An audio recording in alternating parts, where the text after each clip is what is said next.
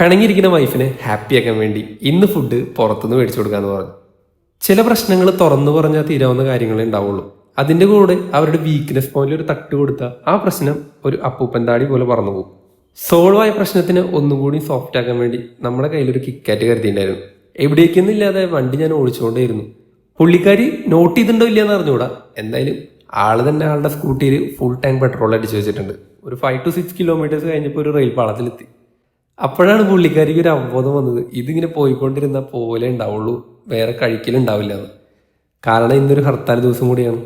Train വന്നുപോയ സമയം കൊണ്ട് ആളുടെ മൈൻഡ് അങ്ങോട്ട് മാറി. ഇന്ന് എന്തായാലും വെറൈറ്റി ഫുഡ് കഴിക്കണം എന്ന് പറഞ്ഞിറങ്ങിയ ആള് അവസാനം വന്നെത്തിയത് മന്തിയിൽ തന്നെയാണ്. ചില കാര്യങ്ങൾ അങ്ങനെയാണ്, ഒരുപാട് ചിന്തിച്ചു കൂട്ടിയാലും അവസാനം നമ്മൾ ബിരിയാണിയിലോ അല്ലെങ്കിൽ മന്തിയിലോ വന്ന് അവസാനിക്കും. പിന്നെ ആദ്യം മനസ്സിൽ കയറി വന്നത് നമ്മുടെ തൊട്ടടുത്ത് ഒല്ലൂരുള്ള സൂഫി മന്തിയാണ്. ഹർത്താലായതുകൊണ്ട് വലിയ തിരക്കുണ്ടാവില്ല എന്നാണ് വിചാരിച്ചത്. കണക്കൂട്ടുകളെല്ലാം പാടി. പക്ഷെ എന്തോ ഭാഗ്യം കൊണ്ട് നമുക്ക് സീറ്റ് കിട്ടി. മന്തി ഓർഡർ ചെയ്തിട്ടും കയ്യിലിരിക്കുന്ന കിക്കാറ്റിനോടാണ് നമ്മുടെ ആൾക്ക് പ്രിയം. ആൽഫാമും പെരി മന്തിയാണ് നമ്മൾ ഓർഡർ ആക്കിയത്. ഞാൻ മുന്നേ പറഞ്ഞില്ലേ, ചില കാര്യങ്ങൾ അവരുടെ വീക്ക്നെസ് പോയിന്റിൽ ഒരു തട്ട് കൊടുത്താൽ തീരാവുന്ന പ്രശ്നങ്ങളേ ഉണ്ടാവുള്ളൂ. ഫ്രീ ആയി കിട്ടിയ സുലൈമാനിയും കുടിച്ച് നമ്മൾ കുറച്ചു നേരം അവിടെ തന്നെ ഇരുന്നു. അപ്പോൾ എല്ലാവർക്കും അടുത്ത വീഡിയോയിൽ കാണാം. ജസ്റ്റ് വാട്ടർ വിത്ത് നിധി.